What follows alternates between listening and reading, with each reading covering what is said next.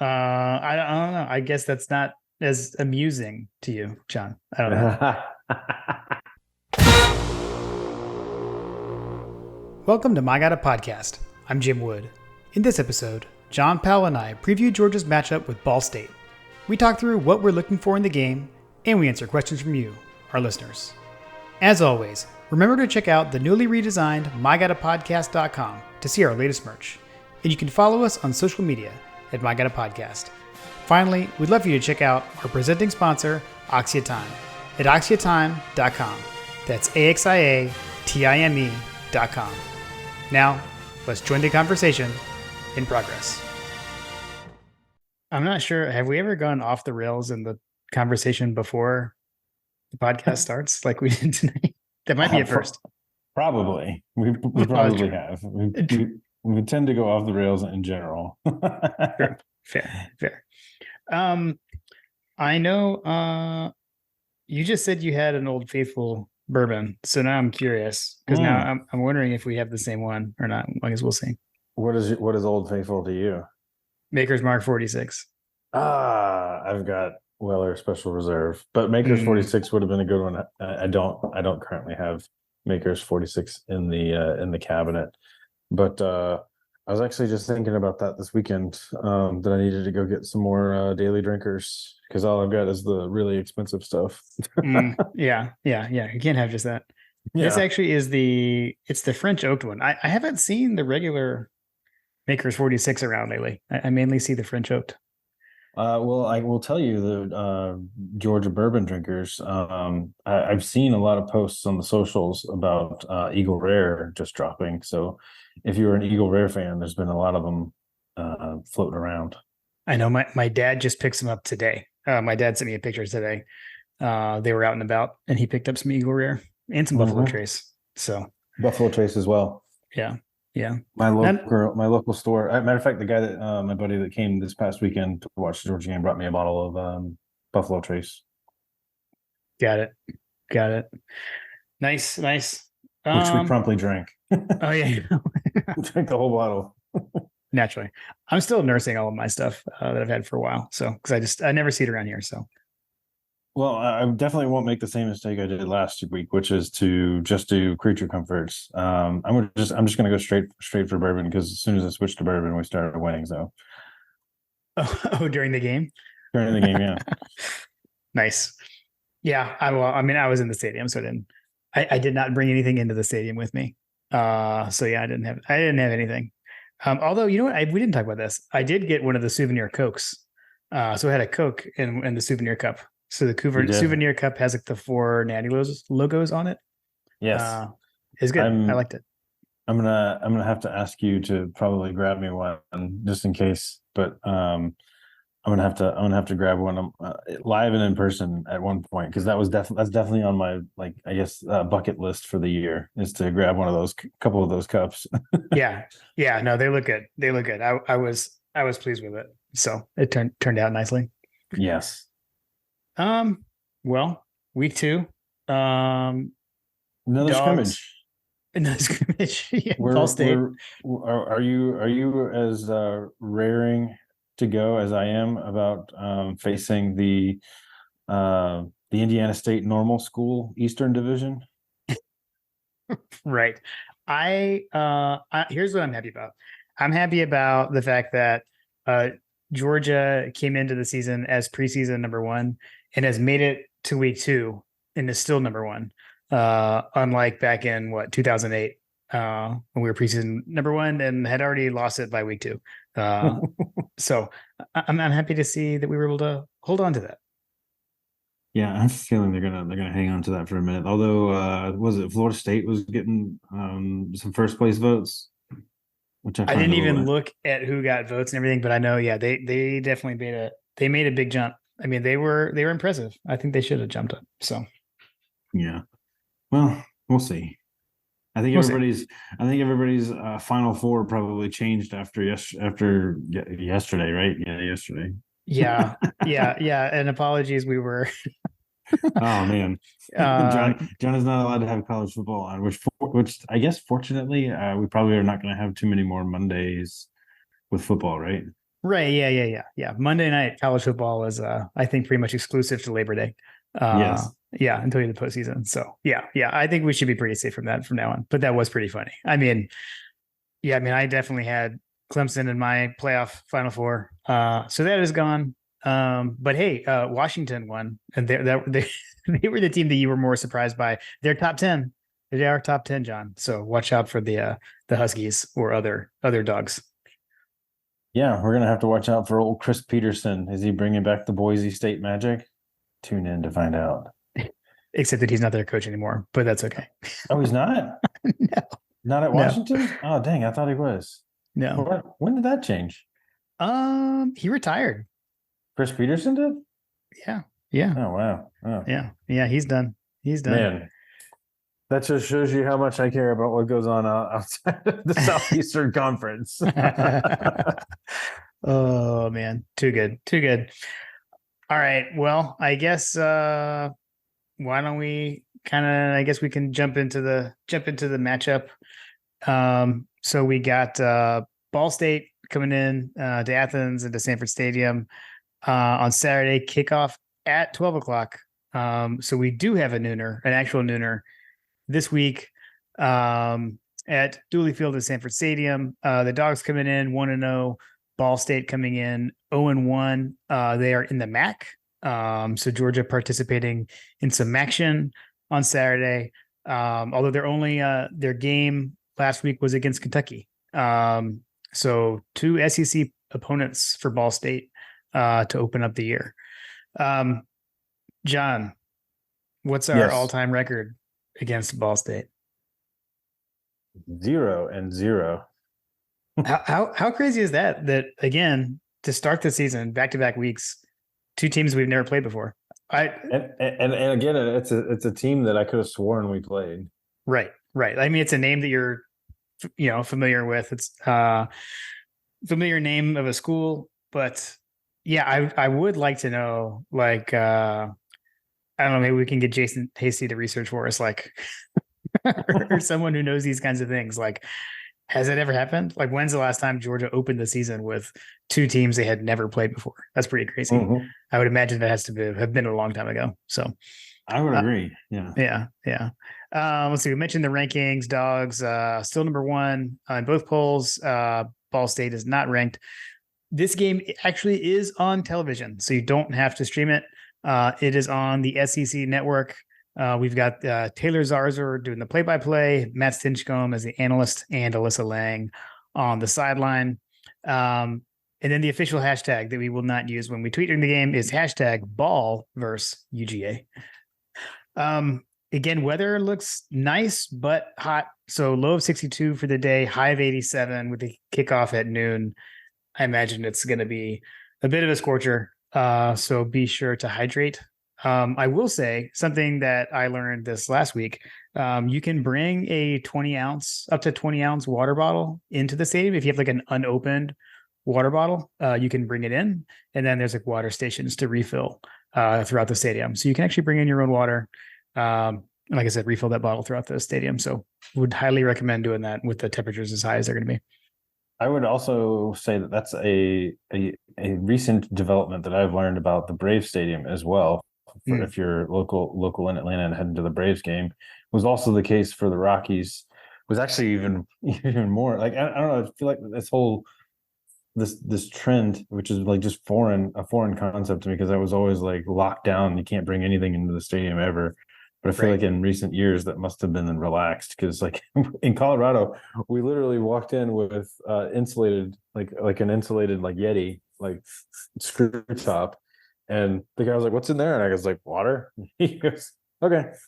It literally could have been anything. Yes, I was completely flabbergasted by how loose it was out in Colorado. But okay, yeah, that's different.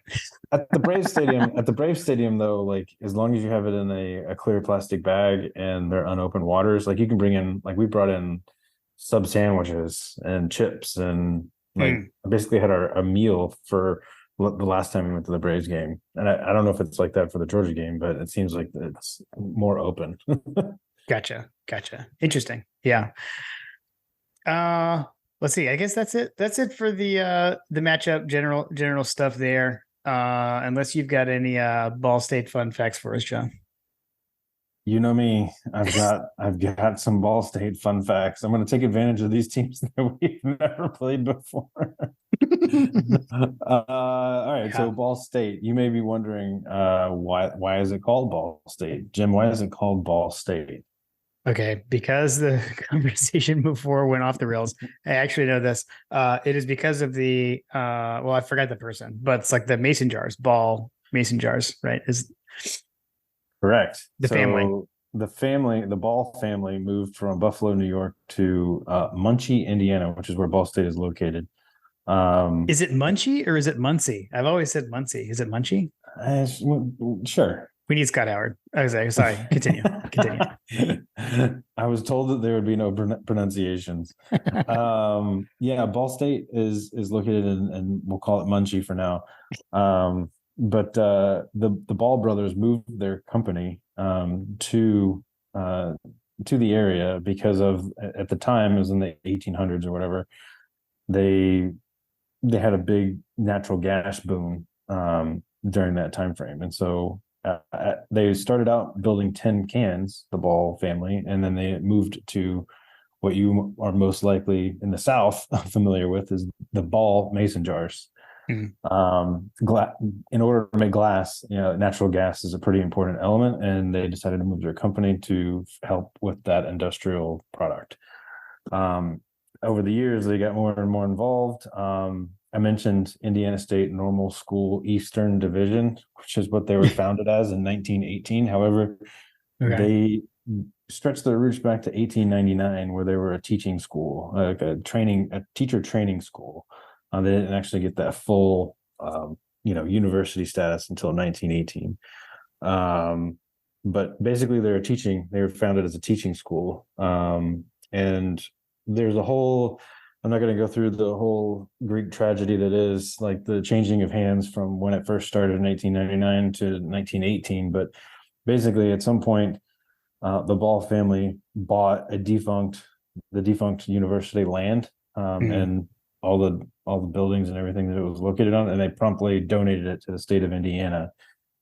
And the state of Indiana, later down the road, as they developed, plans for the school, like in honor of the Ball family, named it Ball State University. So it is actually one of a handful of universities in the United States that actually bears a family name. Okay. Public universities. Right. We've discussed Vanderbilt in the past, so. But Vanderbilt's still they're a private university, right? Yeah, they are private. Yeah, true. So this is a public school, right? Exactly. With a family name, yeah. Right. Let's see here. Yeah, I mean, Muncie. It's pretty much an industrial town. A lot of different corporations, obviously, with the natural gas connections. Like I said, I think that the Ball Corporation is probably the most famous. But there's been a number of other companies that you probably have heard of, like Borg Warner, but a couple other have had manufacturing facilities there. But yeah, other fun facts. Okay, so their mascot is the Cardinal. Charlie Cardinal is the mascot's name. He's our version of Harry Dog. If you really want to, and Jim can maybe tweet out the pictures that I sent him of this thing. Basically, in 1969, they basically had a tryout for basically calling him Charlie Cardinal. Prior to that, they were known as like the Hoosierians or something like that. But there's not a whole lot of details on what they were called prior to 1969, or even what the mascot even looked like. But in 1969, the school basically developed this Charlie Cardinal, and he was a paper mache. That was the original Charlie Cardinal, and let me tell you, it is nightmare fuel. It's so scary, so scary looking. This is, by the way, to circle back, this is how we got off the rails beforehand, because John, you were texting me pictures of the nightmare fuel mascot from the 60s. It is interesting. I mean, it goes from like one extreme to the next. Like it goes from the paper mache art project that looks like a high schooler did or whatever, but then fast forward and they have this like dressed up mascot, and it looks like something that your mom would have made for Halloween kind of thing. Yeah. Yeah. Um, and it just progressively got worse and worse. And I was telling Jim that it looks like the current mascot is like a cartoon, and that's funny. And I was joking whether or not one of their famous alumni actually designed that costume, because there's a number of famous alumni that have attended Ball State, Jim. Mhm. And since I just alluded to one there, I'll start there. Yeah. Ball State is the home of Jim Davis. Do you know who Jim Davis is?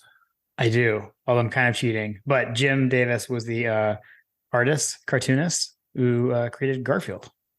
That is correct. Did Jim Yeah, Davis love lasagna or just the cat? I'm not sure. I didn't go into that level of detail. I probably did far too much research for Ball State as I probably should have. But yeah, Jim Davis, creator of Garfield. There's actually some pictures from black and white times of Garfield dancing around on the field with Charlie Cardinal, which is kind of interesting. Other famous alumni. You mentioned one. I think we got some listener questions on that. Maybe do we want to save that one for later, or do we want to do that now? The other, well, Let's save it for later. Okay, we can save that. We can All save right, that. we'll move along. We'll move along. Okay. This is a funny one. Stedman Graham. Do you know who Stedman Graham is? Oh, I do not. Not offhand. Should I? Probably not, unless you had a mom that watched this show back in the day. Okay. Stedman is most famous for being the significant other of Oprah Winfrey. Okay, now I just Googled him, and yes, sorry. Yes. Other famous alumni, John Shatner, famous for Papa John. Papa yeah, John went to Ball State, which I found crazy because isn't the Papa John Stadium for Louisville or something? Yeah, I was like gonna that? say, yeah, like it's Louisville. I don't know. So does he just think he can hop around from like Cardinal school from one to the other or something? I don't know. I guess. I don't know. But anyway, yeah, Papa John. Okay. Other famous alumni, Joyce DeWitt, famous from Three's Company, if your parents watched that show, or if you maybe saw some reruns when you were a kid. And then the last one of note, Brady Hoke, former Michigan, University of Michigan head coach. Okay. Nice. Always appreciate the fun, JP's fun facts. Yes. I feel like I'm forgetting something, but if I remember it, I'll come back to it. Okay. We can always circle back because it's our podcast. It's our podcast, and we can do what we want to do.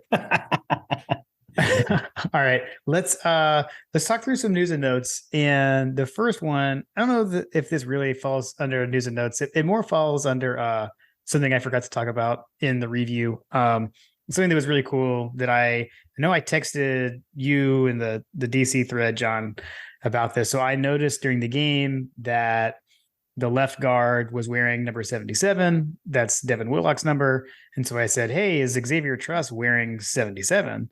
Is that Truss wearing 77? And it was. And he did get asked after the game about that. And so I think it'll be something to watch for this week is who is wearing 77, because it sounds like they're going to basically do that to honor Devin every week.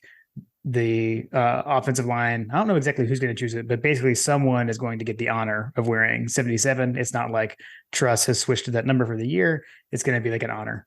So every week someone gets to wear 77, gets to wear Devin Willock's number in his honor. So I thought that was pretty cool. That is cool. Yeah. That was a nice gesture. Okay, so had that, and then as far as Kirby's press conference, read through the transcripts there. I'm just going to hit on the injury front. So he said that he feels good about Dejan and where he's at. He said he probably could have gone last week, but felt like, just to hold him out. And And then Ladd is day to day with his back injury. So I don't know. We'll see. We'll see what's going on there with Ladd. I will say neither Ladd nor Dejan got the hopeful kiss of death. So that's good. But unfortunately for EJ Lightsey, he did get the Kirby Smart. We're hopeful to get him back. Kiss of death. And the one other note, not injury related, but Marcus Rosemead-Jack Saint is available to play this week. So he was held out last week for disciplinary reasons, basically for his speeding arrest in the offseason. So MRJ will be back. So good news. Will be good to have him back on the field. Yeah, the Ladd injury is just weird. Yeah, with the back. Yeah. Yeah. I'm not really sure what's going on with that because he missed that practice time, right? Mm-hmm. Mm-hmm. Kind of close to that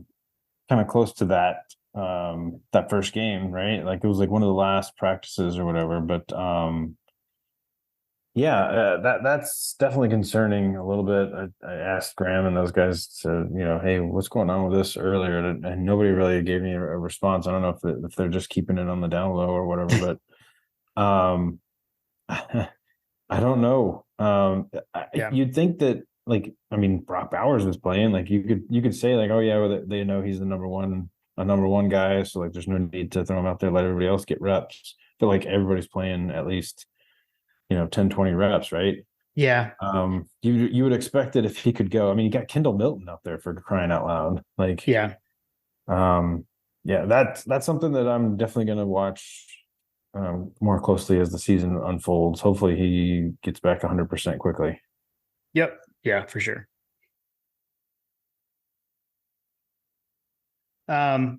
So sorry, I thought I had to sneeze and then I didn't. I had like an awkward pause. Yeah, so let's jump into the game, John. When we can start off, just go through the usual. So like when Georgia has the ball, some things we'll be looking for. Obviously, number one, will Ladd McConkey be out there, right? We'll see that. Couple of notable players to look out to look at.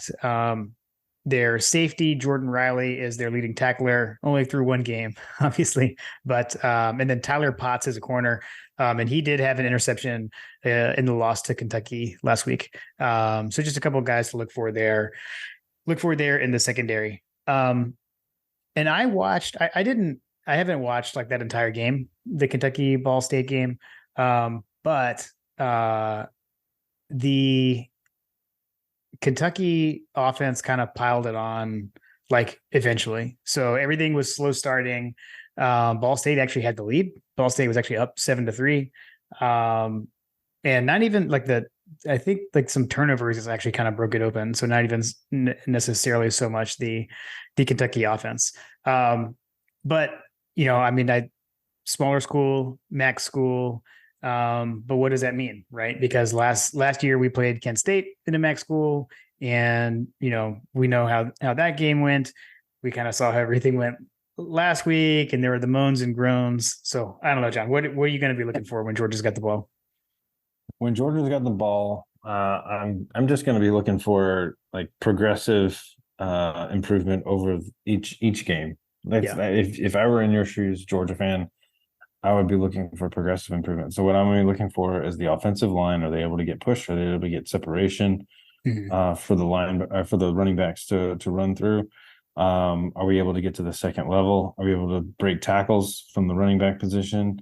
I'm not too. I mean, I guess I could say that I hope that we're a little crisper on the quarterback play. Hope we find Arian Smith as opposed to throw it over his head. Hope we have catches on the outside so that Dominic Lovett can shore those up. I mean, I'd love to see more Mekhi Muse. Like I'd love to see him showing more of what we saw to be hopefully what seems like it may be some time for Ladd to be out. If he's day to day, that's like another term for hopeful. Right. Yeah, I mean that's what I'm going to be looking for. Getting push on along the line, breaking tackles, and not just like getting 2 yards after contact kind of thing. Yeah. They're not just falling down, getting tripped up, and then just crisper play from Carson Beck and no turnovers for Carshawn. Yeah. Yeah. Which he, was able to do last week. I definitely agree. I keep wondering, like, we said in the review, like if you're looking for a comparison, um, for last week to last year, look to the Samford game. Team played very similarly. What I'm kind of wondering is like, what's Georgia going to look like here? Like, are we going to look like, what Georgia is going to show up? And to think to some other games of recent years, I already mentioned Kent State last year being a MAC team. Another one, although we've got them coming up on the schedule as well, but like UAB 2021. I wouldn't mind seeing us play like that offensively. There was a quarterback change in that game. That was the game where we all thought Carson Beck was going to get his first start, and then the Stetson kind of era really really started in that game. Brock Bowers had his coming out party. But one of the things that I remember about that game is kind of leading up to it. Coming out of the Clemson game, the Georgia offense didn't look good, right? We didn't have an offensive touchdown against Clemson in the 2021 opener, and everyone was saying, when's Georgia going to open it up? When are we going to see this Todd Monken offense? And we really aired it out, right? With Stetson throw deep balls to Arian Smith, to Jermaine Burton, to Brock. So could we see something like that? I'd love that. I don't know. We'll see. We'll see what the game plan looks like. I really would like to see some good running lanes open up from your buddy Stacey Searles getting the line open up. Because again, like we talked about, I think if there was anything to kind of, I don't know, one thing to point out, it was around the line. I will say Kirby did say in his press conference that he felt like it was more on the coaches than the players, which I thought was interesting. Just talked about needing to get them better prepared. So I don't know, maybe they'll make some adjustments there. Or maybe they won't. I don't know. Like we've talked about like the controlled adversity kind of thing, and using some of these games almost as scrimmages. So I don't really know. I don't know what we'll see, but yeah, I definitely game to game, week to week improvement. Something I'll be looking for sure. Agreed. I mean, let's face it. We've got a lesser opponent. We should handle them, pretty easily. According to ESPN, we've got a 98% win expectancy. Yeah. 98.7. Yeah. Yep. All right. Let's see. Is that it for the offense for you, John? I think that's about all I've got. Yeah, that's all I've got. Okay. Well, as we switch over to the defense, why don't we just take a moment to remind everyone that season 4 of My God a Podcast is presented by Oxia Time. Oxia Time is a custom watch company. You've got to check out their 2022 Georgia Bulldog National Champion Collection. Tonight, I wanted to talk a little bit about the Sophia 2. So that's one of the watches in this collection. It's got a red face. It's actually got the time dial, but it's also got the day of the month. And it has the back-to-back official national champions logo on it. It comes with an alligator leather strap. So we all love a strap like that. A watch strap for Georgia Bulldogs. And it also comes with a NATO strap, which that's what I like to sport on my Oxia timepiece, is my NATO strap. As with these watches, you get custom engraving included in the price. John and I had that done on both of ours. And then again, if you use the code MyGottaPodcast at checkout, you will get a presentation box to go along with your watch. So be sure to go check them out at Oxia Time. That's AXIATIME.com. All right. So John, as we shift over to the defense, so what to look for when Ball State has the ball. A couple of things to call out. Quarterbacks. So they actually played 3 different quarterbacks against Kentucky. So that was interesting. One of them, I think he was the starter. He was their projected starter. He is a 3-time transfer. He actually started out his career at University of Alabama, Lane Hatcher. So he went from Alabama to Arkansas State, to Texas State, and then now is at Ball State. Wow. So yeah, I think he was redshirted at Bama in like 2018 or something like that. Okay. But he did not play the most snaps against Kentucky. So I believe as a freshman, Caden Samanza, he was 15 to 21 for 165 yards and a touchdown against Kentucky. I assume we're going to see him get most of the snaps, but not 100% sure. A couple of the guys to watch out for. Ty Robinson had 5 catches for 90 yards, and he caught that passing touchdown from Samanza. And then I've got to call out their running back, Marquez Cooper. Didn't do a ton against Kentucky, only 15 carries for 33 yards. But John, does that name sound familiar to you at all, Marquez Cooper? Marquez Cooper. No, it doesn't. So he was actually the running back for Kent State when we played them last year. So he's a transfer this year from Kent State to Ball State. So let me run down his stat line for what he did in Sanford Stadium against the Dogs last year. So he had 90 yards on 21 carries and a touchdown. And he also had 2 catches for 40 yards. So he was pretty impressive against the Dogs last year. So let's keep an eye on him and see if we can handle him a little bit better this year than we did last year. Yeah, I would imagine they're probably going to try to get him in space. So we might see some more Malachi Starks coming down and greeting him to the turf. Yeah. Yeah, man. Again, like with the defense, definitely, I don't know. I guess watch to see, do we see the same, not rotation and like number of snaps? Because I know there was some conversation going on the Dog Central forum around the snap count. They're like, man, if you look at the snap counts and how they're spread around, it really looks like a scrimmage. How much everyone was playing last week against UT Martin, but just the rotation, right? So are we still seeing, like, is Dalen Everett still, is he the first corner in the game, right? Opposite Kamari. Is it still Dalen Everett out there? Do they switch that up at all? Do we stick with it? So definitely be watching for that. Yep. Yeah, I'd say that I would be looking for the defense again. It's the same thing. I want the line of scrimmage to be a dominating force for the university. So I want to see better push coming from the defensive line, particularly through the middle.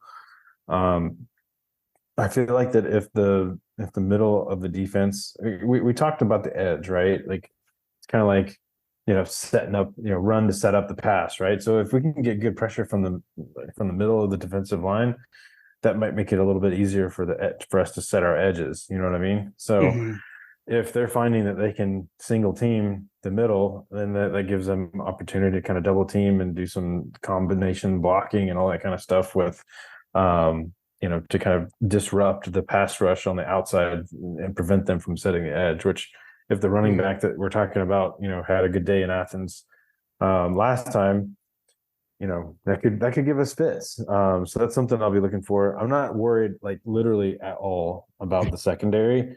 No. The linebacking core, I'd like to see them, plug in those holes. But again, it's just going to come down to the defensive line. The defensive line and the offensive line need to show progress. Okay. Yep. Yeah, I would agree with that. Yeah, and like even the havoc that Kirby talked about in the press conference, I feel like was something that he was kind of emphasizing, that they didn't hit their havoc goals, which I find interesting in and of itself. Right. Yeah, I was going to say like that edge rushing position as well, right? So like whether it's Chaz Chambliss, we saw Jalen Walker get in there a bit in like some passing down situations. Definitely like to see continued growth there. I don't know, like, that's one where, I mean, we haven't had a guy do really like Adam Anderson since, he was suspended and never came back. Would love to see if we can find someone to do that off the edge. So I don't know, like, is Chambliss that guy? Is it Walker? We got Mpemba, young guy out there. I don't know, something to see who can really develop there from that edge rush position. So yeah, was it Smile Mondon that was coming off of injury? Yeah, and he played he played a little bit. Yeah, he played a little bit last week. And I know Kirby talked about that as well, about how, him coming off injury. And the thing that I saw that he mainly talked about, and he talked about this actually with Kendall Milton as well, is just like the physical fitness, right? Like being in the same shape that you would have, like these guys are not in the same shape they would have been if they were able to fully participate in fall camp, right? So like they're just behind. They're not in end of preseason shape yet because they didn't get to fully participate in fall camp. So I think Munden falls into that scenario, as well as on the offense, Milson, and there's others, but those are two guys that he really talked about that a good bit in the press conference today. Right. Something that I will add about the press conference as well that I forgot to talk about when we have the ball on offense. Sure. Marcus Rosemy-Jack Saint should be back as well. So we were talking about Ladd. Marcus Rosemy-Jack Saint was a player that was suspended, but not officially suspended, right? Like, right. Yeah. He was suspended. He was suspended. Exactly. Yeah. So I think that would be something to watch along the outside as well. See how many how he's able to develop that that rapport with Carson Beck as well. Yeah. We kind of talked about that last episode. Who can develop that rapport to be the go-to wide receiver, which again, like, I just don't understand. Like, it concerns me that our number one returning wide receiver, Ladd McConkey, has not played a snap yet on a new quarterback in game situation. Right. Like, they may be seeing stuff in practice, but I personally would love to see him get some reps in before we get to the meat of the schedule. Yep. Totally agree. Let's see. I have some special teams nuggets if you want to hit that. Does Ball State have a ridiculous punter from South Africa? So they do have they seem to have a pretty good punter. So I didn't want to miss that like we did last week. So Lucas Barrow is his name. He averaged 48.5 yards on 4 punts against Kentucky last week. He had a long of 60. So he can reel off some long ones as well. I'm not sure that's quite UT Martin punter territory. But looks pretty good. Okay. No home run threats. So actually, one thing I did notice on the flip side of that is Ball State did allow a 99-yard kickoff return touchdown to Kentucky. So I don't know, maybe an opportunity for Georgia to get involved in the return game there. So I don't know. I like it. Maybe a little time for Muse, get the return game going there as well. And then their place kicker is Jackson Corville. He was 2 for 2 on extra points against Kentucky, but 0 for 1 on field goals. His only field goal attempt was blocked, actually. So those are my special teams notes on their end. I think for us, because we saw the kicker battle, we assume was settled, and see if Peyton Woodring can continue to do his thing out there, and the Thunder from Down Under. Wait, what did we decide? It's Thunder from Down Under. That's what you like? I like Thunder from Down Under. Mm. I don't know. I mean, I still like the Boom and Onion, but it's okay. Yeah. Well, I hopefully there's not going to be any break to the streak. I don't know if we talked about that before, but with the win in the last game, Georgia now has this team, Kirby Smart, this era, they're currently on the winningest streak in the history of the university. What is it? 18-game winning streak? Yeah. No, we had not talked about that. Yeah. So they'll look 18 games. They'll look to extend that to 19 games this weekend. Nice. 19 is a good number. Brock Bowers, Hines Ward, Charles Grant. It's a good one. Interestingly, they have not set the record for home winning games, though. That record was from 1980 to 83. They had 24 consecutive home wins. Currently, we sit at 19, which is currently we sit at 19. Okay. So what was the streak? 24? Currently, we're on an 18-game winning streak. No, what was the longest home win streak? The longest home win streak was 24 from 1980 to 83. Okay, gotcha. So we could get to that this year. Yes. The school currently has, they've tied, so we could actually set another record. They've tied the school record with 28 consecutive regular season victories. Okay. Yep. The school also won 28 in a row from Georgia won 28 in a row from 81 to 83, which shocker. Right. He had Vince Dooley and Herschel Walker. We're still shedding those 1980 things, and yeah, we're exercising some demons. So Kirby can actually like point to that as like, listen, y'all haven't done jack. right. Seriously, I need to add Jamari Salyer to the soundboard with his 1980 who, brother. That was exactly. So good. Need to get that. We'll have to get that added. I think it was 1980 who, dog. It was brother. I got it. It was at the beginning of the. Yeah, I know it from the hype video editing from last year. So, all right. Let's before actually we could go to the listener questions actually. So, and a reminder, why can't I talk? The listener questions are presented by Working Web Media. We mentioned we have the newly redesigned mygottapodcast.com. We reached out to Working Web Media to help us do that. If you have a small business and you need some help with your online presence, you need a web design help, etc., reach out to Working Web Media. If you go to workingwebmedia.com/dogs, they will know that we sent you their way. One other thing coming to our site this week. If you're listening to this, it should be there. We are upgrading the My Gotta Podcast store. If you're watching us on YouTube, which we are on YouTube, this shirt that I'm wearing tonight, this Better Never Rests t-shirt, is one of the new items that's in our new store. So be sure to go check that out at mygottapodcast.com. All right, JP, we had a question or a group of questions, a few questions come in from Trent Thacker through Facebook.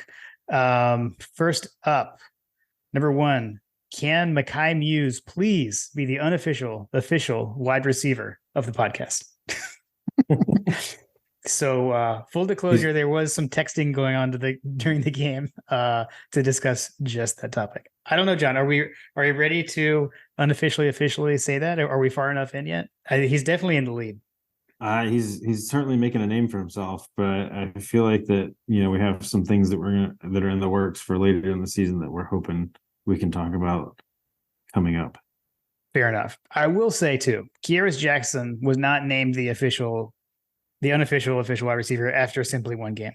We had multiple performances under his belt in the 2020 season that got us to that point.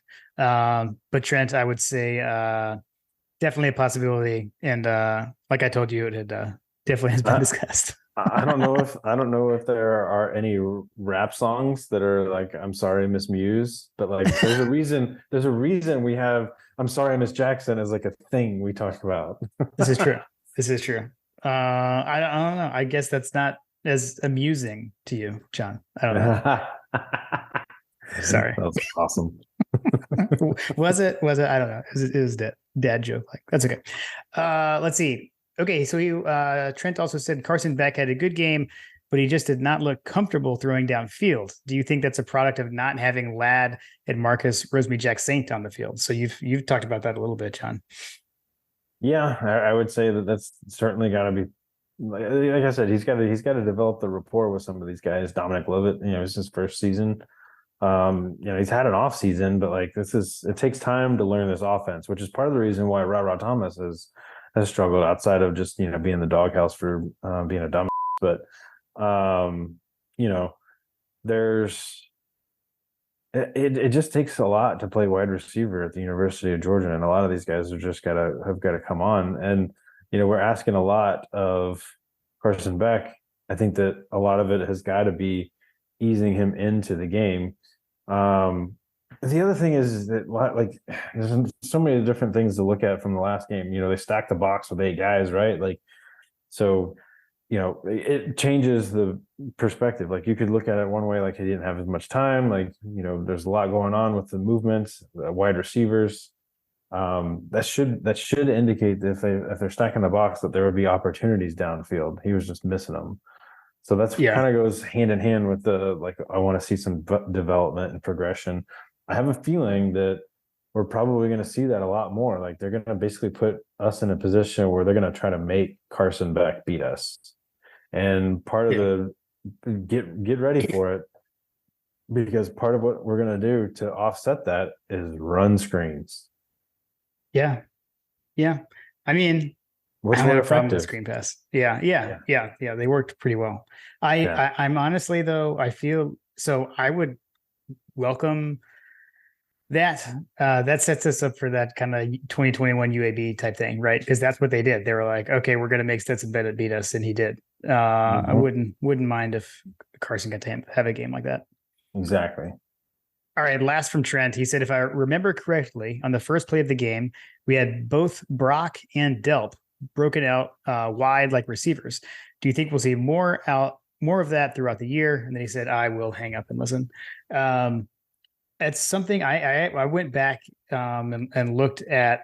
I almost said the TV copy, I guess the streaming copy. I looked back at the stream today, and then he is right. So both Brock and Delp were split out wide. I will say the funny thing is, so the first play of the game was that it was very much like an extended toss sweep almost. So it was a screen, I guess, like a sweep screen to Muse. It was not very effective. Unfortunately, I'm pretty sure Brock Bowers missed his block. He did not block his guy. So I think Brock's lack of blocking is actually why Muse got tackled behind the line of scrimmage. But when I see things like that, I would say yes, probably. And a lot of times, we will show some looks early, and it's setting something up for later. So you've got those guys out left, and we're swinging it to Muse. Next thing you know, Brock's going down the seam, Delp's going down the seam. Something else is going somewhere else, right? And your focus is there. So I wouldn't be surprised to see more of that. Yeah. I imagine they're going to use those guys in a number of different ways as the season progresses. They're just too good to not leverage and utilize. Agreed. Let's see. All right. Next up, British Bulldog. As previously discussed in our text thread, we had Hot Rod and Hot Pod. Although Jackpod, although we did discuss that. But anyways, what do we call Peyton Woodring? He said Goodwood was ruled out pretty quickly, but I liked Payday that John came up with. I will say this question, I'm not going to go through all the replies, but the replies to the listener question tweet went off the rails.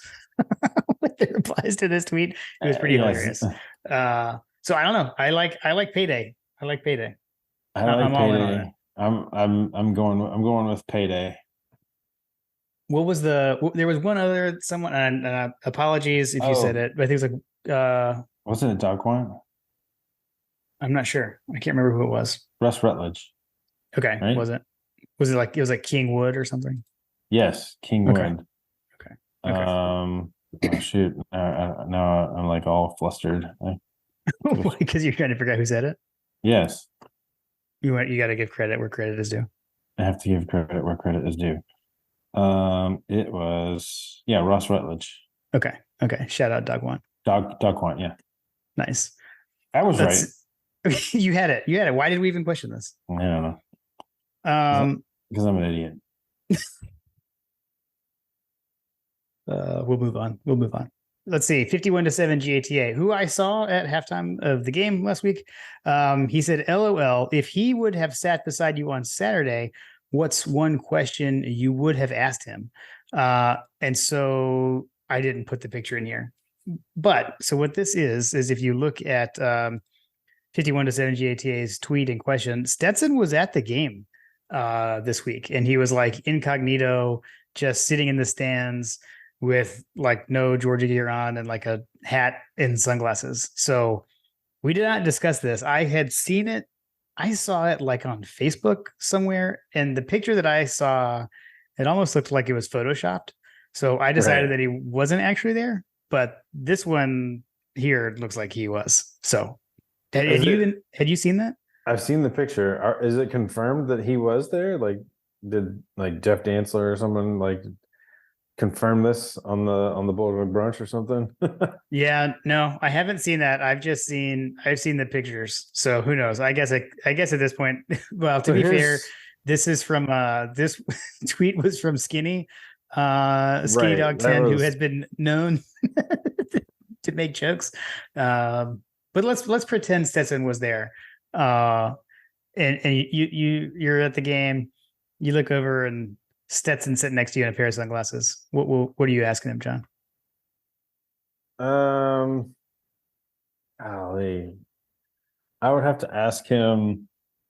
Just I don't know. It's super cheesy and like basic white girl, but like, how does it feel? Like, what does it feel Mm, like yeah. to know that you brought so much? You were a huge part in bringing so much joy to an entire like lineage and generation of Bulldog fans. I mean, like Yeah. that's like the first thing that comes to my head, aside from like, what do you think about Carson Beck? Is he the guy, or is he the guy, or is it going to be, one of the other guys? Right. Right. Yeah. No, that's good. um, Yeah. yeah, I mean, like, what does it feel? How does it feel to like literally be a king in your home state for a My, school a school that you literally grew up rooting for? yeah. I mean, he literally lived out his childhood dream, right? I mean, his I childhood say dream it. was to win a national championship for Georgia. He did it twice. We joke that we're all Andrew Smart, but really, like, we all are Stetson Bennett. Mm. Oh, that's good. That's so true. Yeah, I feel like I would like on that.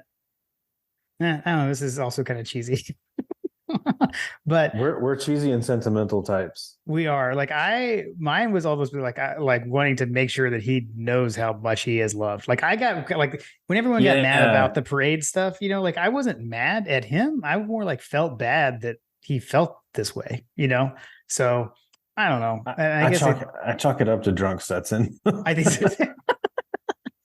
yes, I think that's fair. So I think it sounds like from what I've heard, he does know. So I don't know. I You know what? too. Okay, here's what you want to here's you know what I would actually say.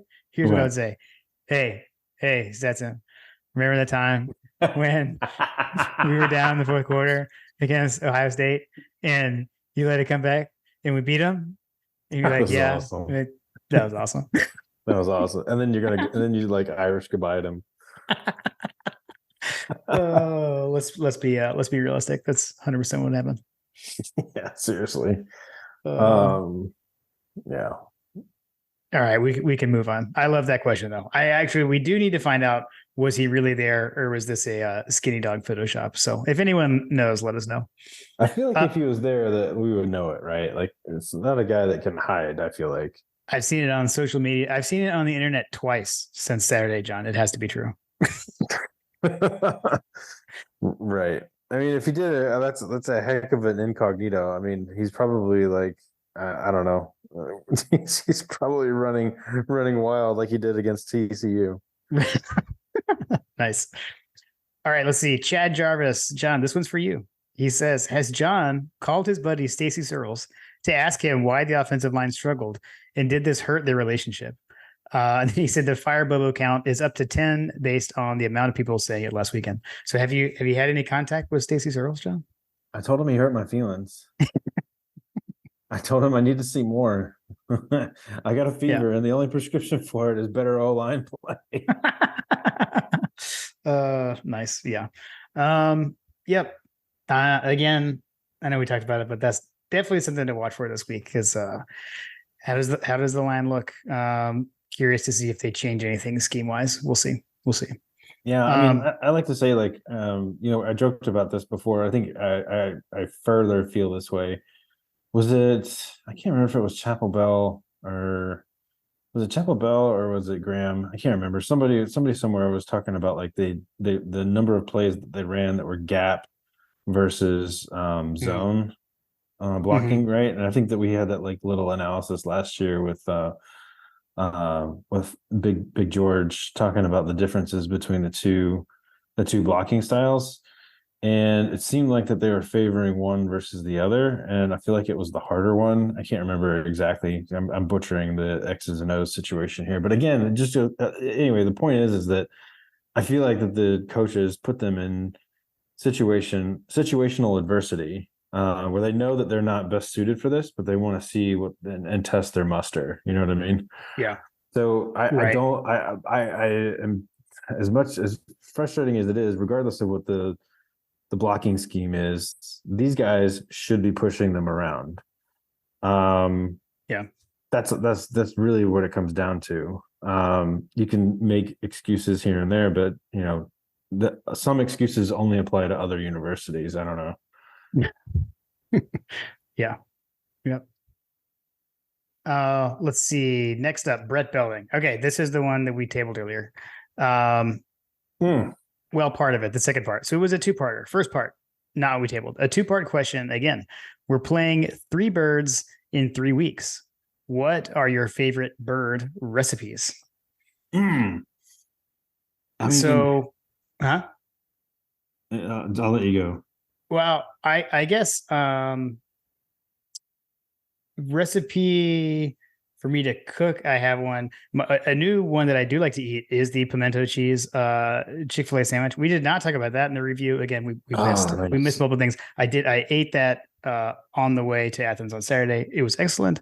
I also bought some for the lunch situation on Saturday to try, which Carter hates Nice. cheese, so he did not taste it.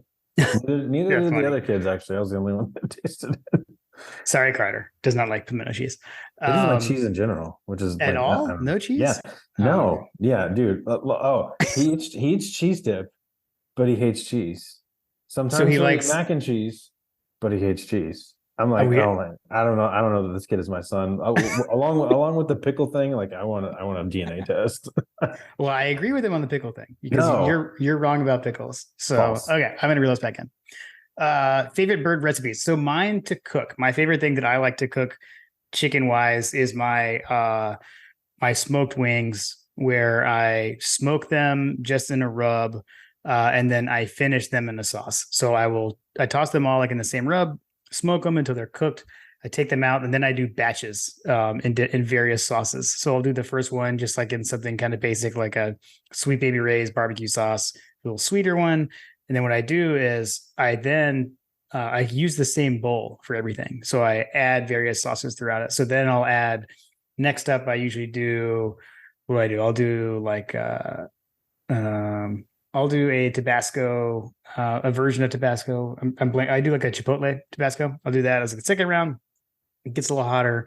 And there's a JB's Best is a sauce that my dad turned me on to a few years ago. JB's Best. Okay. Yeah, and they do so some you may have had it like at a restaurant because they do like private labels. So like if you go to another Jeff Dancer favorite place, the Marker 7 Coastal Grill in Athens, their table sauce is actually JB's Best. That's what that is. That's where my dad found initially. So anyway, so it gets hotter with each one. So that's my personal favorite that I cook. I like it. I do like smoked wings. Smoked wings are fantastic. I've seen JB's Best. I'm familiar with this one. It's good. Fried chicken. Yeah, it's gotta be fried chicken of literally any kind. I'm a huge fried chicken fan, especially in this family. Yeah, nice. Can't disagree with that. Okay, then Brett's second question is what we tabled earlier. What is your favorite noted Ball State alumnus David Letterman moment? We got another I'll hang up and listen. We got multiple I'll hang up and listens. Always a fan of that. Love it. You want to go? Yeah. So David Letterman was on my list. I left him out on purpose because of this question. David Letterman, probably the most famous alumni of Ball State. My favorite moment. So like iconic, like the top 10 list, like growing up, that's like what I like wanted to watch and stuff. Yeah. As I got older, I feel like they got lamer, kind of like SNL. But I guess when I read this question, and I didn't I didn't realize that it was a question until we were talking about it on the pre-call, or pre-episode talk. When he had Joaquin Phoenix on, and it was like literally the most awkward interview ever. It was kind of like one of those like Between Two Ferns before there was ever Between Two Ferns. Yeah. And Joaquin Phoenix basically just said nothing to him, and David Letterman was just up there just like talking trash to him the whole time. It was pretty funny. Yeah. Yeah. Yeah, and that's what I believe, from my recollection, I think that was all part of like not a bit, but like Joaquin Phoenix was making a movie with Casey Affleck, from what I recall. And I think that was part of it. Like, other people didn't know, but I think it was related to that. Mine, I guess I've got a couple. One, a bit of a like more personal touch. So my sister had a friend growing up that she had met, like, it's like a beach friend who she met at the beach when we were in the Outer Banks, like when we were younger. I'm 5 years younger. So, but anyway, she like stayed in touch with this guy, and like years later, like they to kind of date ourselves, like they would like talk on the phone and things like this. But I remember he called one night and was like, "Hey, make sure you watch David Letterman tonight. Like my brother's band is on Letterman. You know, they would have musical acts." So at any rate, this guy, his brother, was the lead guitarist of Seven Mary Three. So I remember when Seven Mary Three made their David Letterman debut, watching that and having a connection to that. So that's the personal one. The other one that stands out to me, it was super random. It was the year when, like, I think it was when Pulp Fiction had come out, and Letterman was hosting the Oscars, I believe, and he kept doing this whole like bit about introducing Uma Thurman to Oprah, and it was this whole like Uma, Oprah, Oprah, Uma, and he just like it was this ongoing bit. And the thing here is, I don't know, John, you make fun of me for being a pack rat, and remember during like COVID, I found a box of VHS tapes, and I was like going through the VHS tapes to see what was on them, and there was one that had a bunch of Letterman on it, old. We used to record Letterman on VHS and watch the next day. And it was actually this one episode where he was doing that bit, and he like ran out on the street and like spelled out Oprah and Uma with hot dogs and pretzels on the street of New York. So that one sticks out to me. And no one probably knows what I'm talking about, but that's one for me. Got it. All right, we will move on. Let's see. Frip Dog, my dad. How do you think the Fire Bobo crowd would fare in a technical football strategy and execution conversation with the two-time defending national champion coach Kirby Smart? I'm going to say not very well, Dad. Yeah, not very well, especially since a lot of those guys, including Aaron Murray, were like talking trash, and it was like the next play was like bang, 30 yards. Right. Yeah. Yeah. We're gonna have to get over it. I think don't we currently sit like 20th in the country in scoring offense or something like that? I can't remember what the stats were, but I have not looked at like anything like that. Yeah. That's it. I have no idea. But that sounds right. I mean, we scored 48 points. I guess the offense scored 41, but you know what I mean. Let's see. John Michael D. On the Bobo topic, John Michael D says, "I admit to the early panic about Bobo, but apart from the draw before the half, it seemed execution related on offense. Don't know how it looked in TV or the 300 level, but in the 600 level, my only concern was it looked like Beck stared down receivers too much, but got better." And I haven't rewatched the game yet, so I don't know. I don't know if that was it or not, but I tend to agree on the execution part that like we've talked about. I feel like we should have been able to open holes regardless of what's blocking scheme we're using. I will say though, he mentioned the draw before the half. I think he's talking about the goal line situation there when we ran it. And I know we were talking before, or we were texting. I think you said that was the return of the Kirby rage stroke when that happened. Yeah. There was definitely a distinct moment. I want to say he was going after Cash Jones, but I can't remember. But there was definitely a distinct like, oh, there it is type moment. Like, oh, he's back. Like it was definitely a distinct Kirby rage stroke. We're gonna have to gift that one. You Since know, I haven't gifted a Kirby rage stroke in quite some time. I feel like the last one was Oregon State when he was like pointing at his watch. And I feel mm, like it was a similar thing. we didn't give anything from this game, and I know, like for me, like I haven't watched it yet, so I need to go back and watch and see if there were any gifable moments. We need to get a nice Carson Beck gif out there. So I want to find a good Carson Beck gif. We do need a good Carson Beck gift. There's a good Kyron Jones. Mm-hmm. Yeah, his Savage pads. Ella's favorite with the Savage pads. You could gift that for her. Okay. I'll do that. Let's see. Ryder Hayes. Oh, I don't even know if I want to answer this one. What would have to happen against Ball State to have any actual concern around Beck starting or about Bobo calling plays? He's gonna have to take a lot for me to really be concerned. Yeah, I mean, I would say like multiple turnovers. I mean, basically like a meltdown of Clemson type proportions. Yeah. I mean, they literally did everything wrong. Right. Yeah, and I don't see it happening. It would take a lot. Like I can't think of it. Not in a game like this too, where we know it's going to be vanilla. So I'll take this question seriously and say that, like, I'd like to see some more downfield passing. That's about it. Like, okay. At some point you got to air it out. Yep. All right. Friend of the show, Tim Riley. I love this. He brought up another thing that we forgot to talk about, because I know you were going on and on about this to me. Please discuss with #uniform Twitter, as well as Nike, the issues with shoulder pads hanging out from the jersey.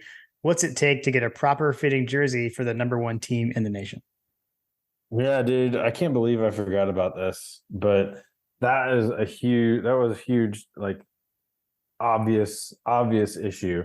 Like, you look at the guys, and it started with Brock Bowers. Like, Brock Bowers was running around without his pad on, and I remember remarking to everybody in the house, I was like, man, like, why doesn't anybody like help him like put his pads back in? Normally that's like what you see, the pads come out from diving around, and you see him come by and shove them back in. But then, like, right, as the game progressed, you like look around, it's like literally all of them, all the wide receivers have their pads out. Oh wait, that guy has, wait, what? Like, everybody had their pads sticking out, and it was just Georgia. It wasn't the other team. Like, what the heck's going on? I don't understand. It made no sense to me. I agree. They need to figure out how to retain the pads for those beautiful uniforms. Yeah. It again, something that I didn't see quite as much being in the stadium. I have no idea. Someone hasn't asked him this in the press conference. Like, hey, what was up with the pads? We need, like, I feel like this is beyond uniform Twitter. I feel like this is actual, like, equipment Twitter. We need someone with knowledge of equipment stuff to chime in here. We'll see. We'll reach out. We'll reach out to our sources. Is Hambone still on the equipment team? I say that's who I was thinking of. We'll check with Hambone. Yeah. I don't know if he's allowed to talk about such things, but we can always ask him. Yes. Hey, it doesn't hurt to ask. That's right. The worst they can say is no comment. Exactly. Because we are official media members. So, like, for the record, we have to ask these questions. Yeah. I mean, I'm just going to email Claude Vilton. Dial up Claude. Yeah, Claude. The people want to know. Friend of the show, Tim Riley, formerly known as Miserable in Minnesota, wants to know what's up with this. All right, JP, are you ready? I'm ready.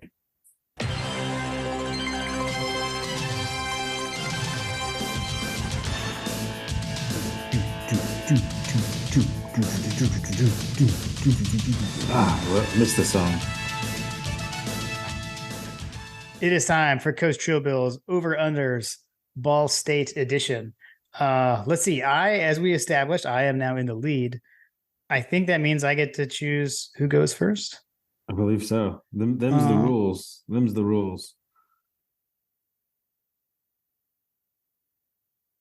I'm gonna go first. Okay.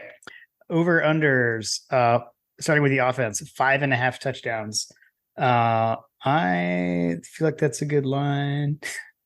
Ooh, man. I say I'm gonna go first, and then I'm sitting here waffling. I'm gonna go over. I'm gonna also go over. Okay. Uh your turn. Georgia players with a catch over under 8.5. 8.5. I'm gonna go over. Okay. Man, I also want to go over. I'm gonna go over. Okay, my turn. Team rushing yards over under 175. Um, what did we have last week? Do you know? I don't know. Well, there would be no look backs. You were told there'd be no math. Let's see here. Why is this taking me so long to find this? This is great podcasting, John. All right, we had 159 last week. I'll go under. Yeah, that's definitely an under. With Okay. the banged up nature of the running back core. Yeah. Yeah. Okay. Over to you. Switching to the defense. Over under 3.5 sacks for the Georgia defense in this game.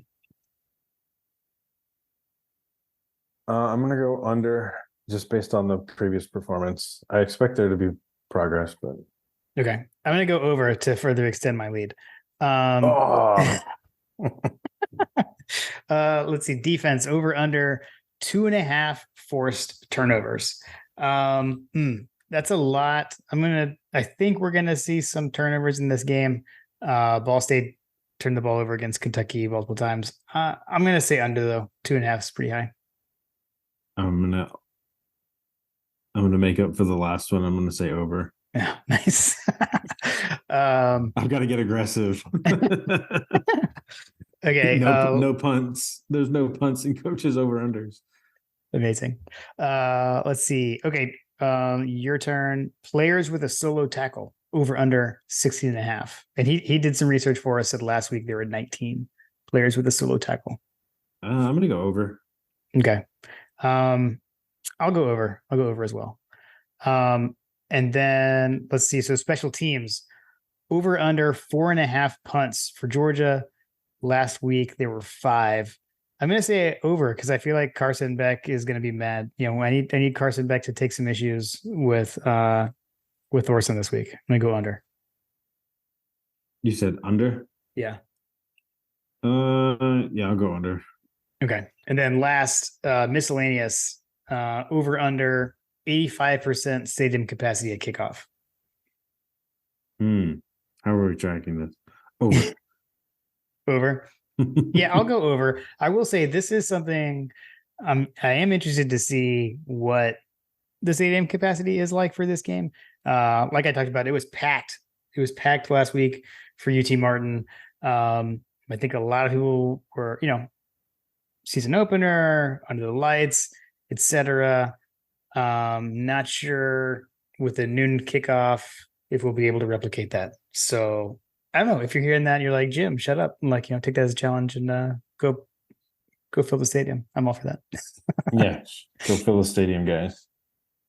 All right. Thanks, Coach Trillbill. A reminder, we do not track these, but that's okay because Coach Trillbill tracks them for us now. So appreciate you, Coach.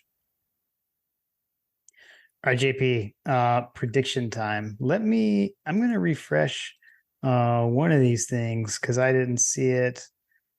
I still don't. All right, we got to talk to Dogquant because the CBC R2 Sam is not being updated in time for our recordings, so we don't have that. That's okay.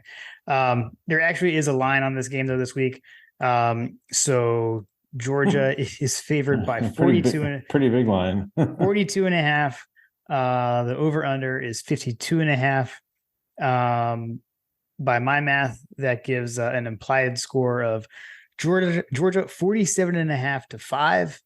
And the OddsShark predicted score is Georgia 48.2 to 20.5. So they are predicting a Georgia win, a Ball State cover, and the over. I don't know, we're back. So it's like I forgot what this was like last week when the game was off the board and there was no line. These lines are so outrageous. That's a lot of points to cover. That's a lot to cover. Yeah, I was actually sitting there thinking about it. my score prediction and versus the spread. It's like, geez, is this a game that you bet you bet Ball State to cover? Right. I mean, that's a big number. And again, looking at the MAC team we played, look at the MAC team we played last year, Kent State. I don't know if this is a good comparison to them or not, but that one was 39-22, right? Like a lot closer. So I don't think it's going to be like that this year, or for this game so much. I don't know. I don't have a really great feel for it. Like I said, Ball State had an early lead on Kentucky, but Kentucky forced multiple turnovers. They had a scoop and score.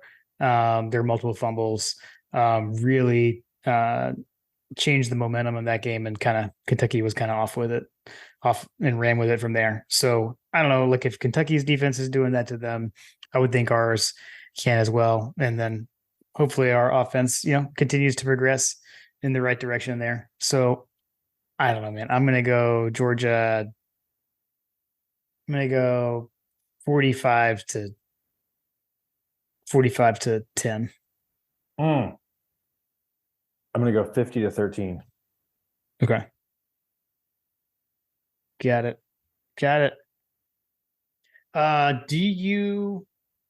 Have you decided if you're going to go yet? Do you know? So homecoming is this weekend. Okay. My wife is doing some stuff with my daughter in the evening time for that. So Gotcha. probably could make it, but I'm not going to push my luck on that one. That would be tough. That'd be tough. Yeah. I think that's the right decision. So, yeah, unfortunately, I will not be in attendance. I don't believe this time around. I'm still not 100% sure. I'm not positive. Lily actually was kind of like acting like she wanted to go back last week. So I don't know, maybe that'll perk up again and she'll want to go back, but I'm not sure. I know my sister is going again, so they'll be there. I'm not sure. I'm gonna make a decision a little bit closer to game time. So we'll see. Got it. Yeah. Hopefully the Woods will be in attendance. There will be some Woods, although my sister's married, so not. there'll be some Taricos there at a minimum. But yeah, I don't know if I don't go though. Like I haven't had a day of sitting around watching college football yet, so that wouldn't be the worst thing. Has there been any Pandas bean dip made yet? You know what? We did not have any bean dip last week. Maybe that was the problem with the running game. We didn't have any. You didn't have Pandas bean dip. Yeah, and you know what? That we need to talk about that because there wasn't any back at the house to my knowledge. But they did barbecue. They did barbecue at the house for dinner. So yeah, I will say, like, if I don't go, I'll definitely make that at home. We always make that at home for games whenever we don't go. So you have to post the recipe for the peoples out there for reference again. I will have to do that. It is out there. I've put that out there. I will throw that out there again. I say that as I stare at a giant bag of Costco tortilla chips that we were just discussing that we we're going to eat this weekend, and I have a better use for them than the crappy salsa that my wife purchased. Sorry, Lindsay. Tell us how you really feel about it, John. Yeah, no, it was terrible, dude. The salt, I don't know. It's more like pico de gallo. I don't know. You know what I mean? Like it's not salsa. It's pico de gallo.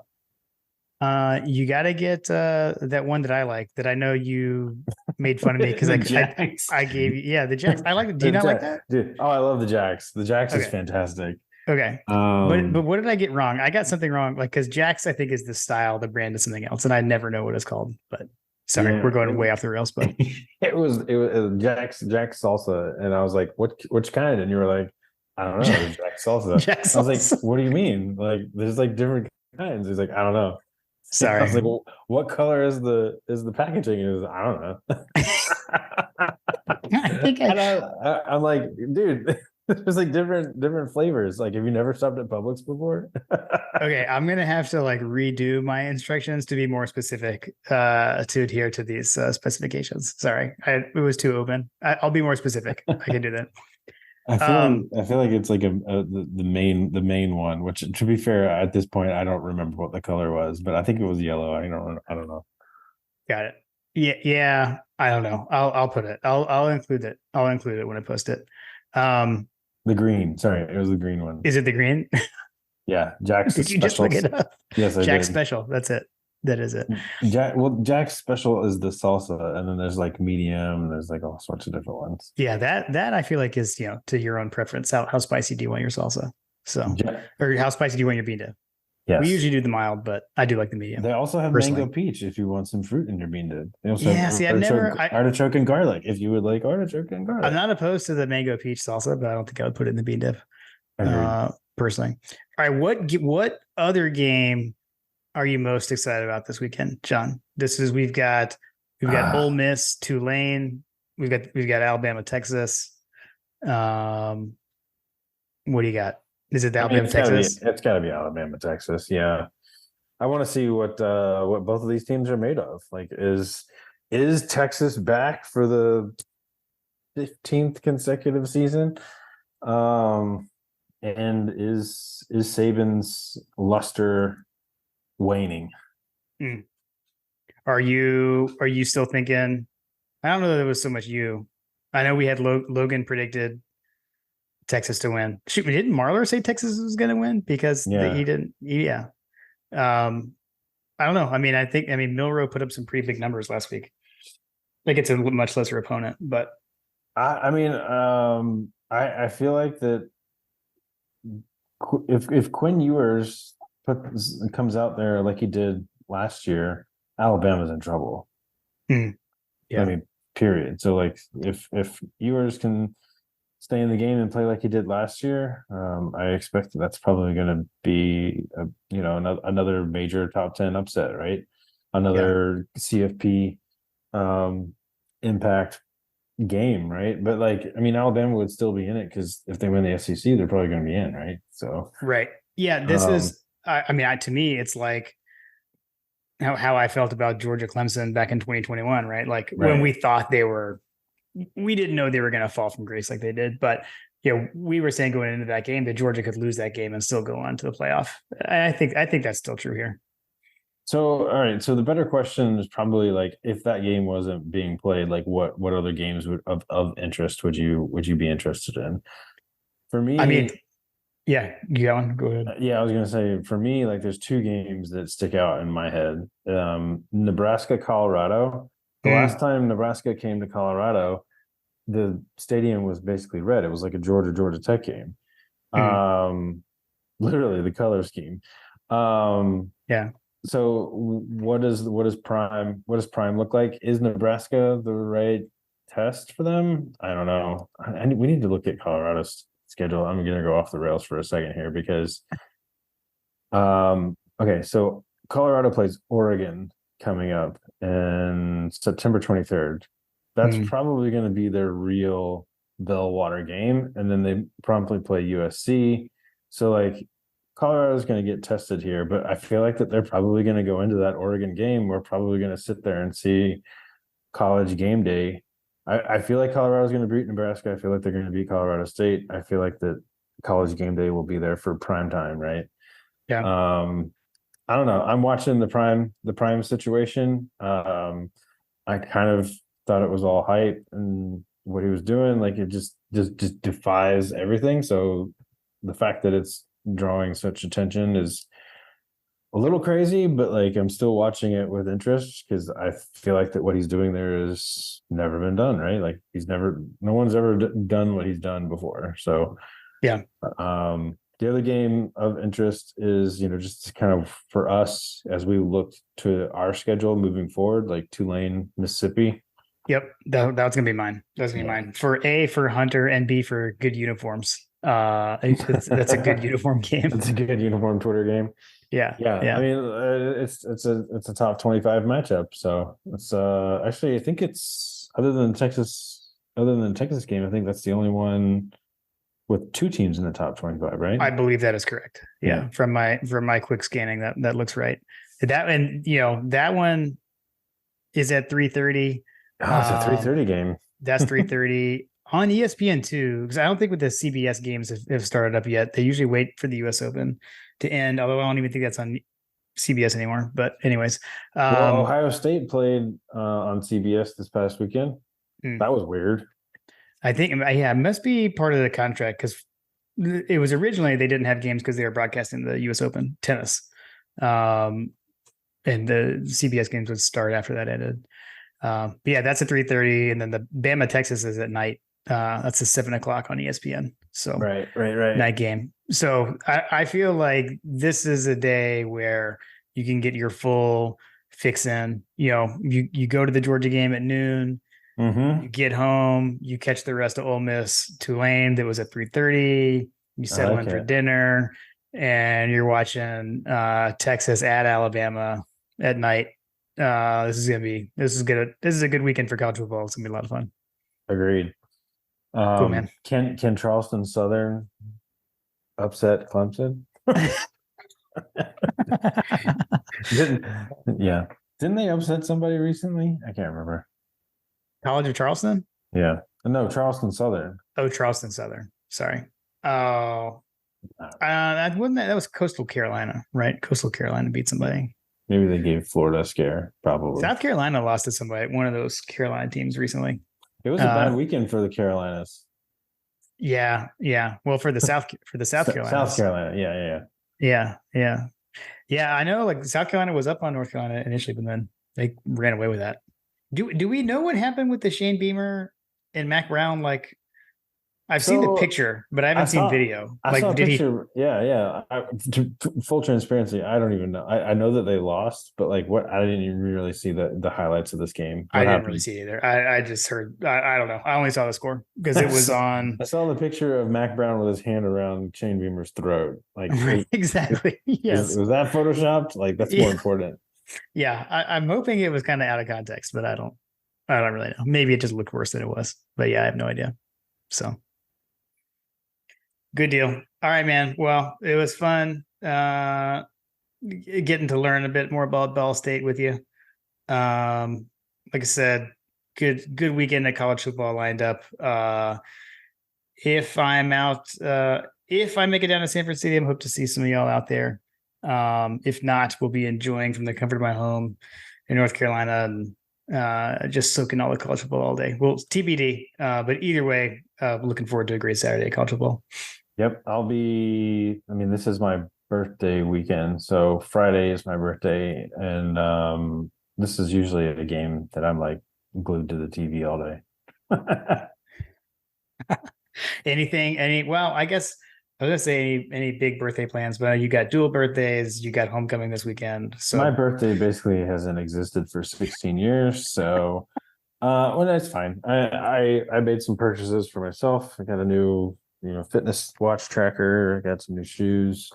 Nice. I got some cigars, probably get a bourbon, but I'm probably just gonna hang out and do the homecoming thing with the daughter and try to do some other things on another weekend. Nice. Like I said, I think that's the smart move. That's the smart dad move. It's the dad move. Nice. All right, man. Well, I don't know. I'll talk to you throughout the weekend, but hope you have a happy birthday. I'll talk to you on Friday for sure and throughout the weekend, but hope you have a good one this weekend. Appreciate you, man. Go Dogs. Go Dogs.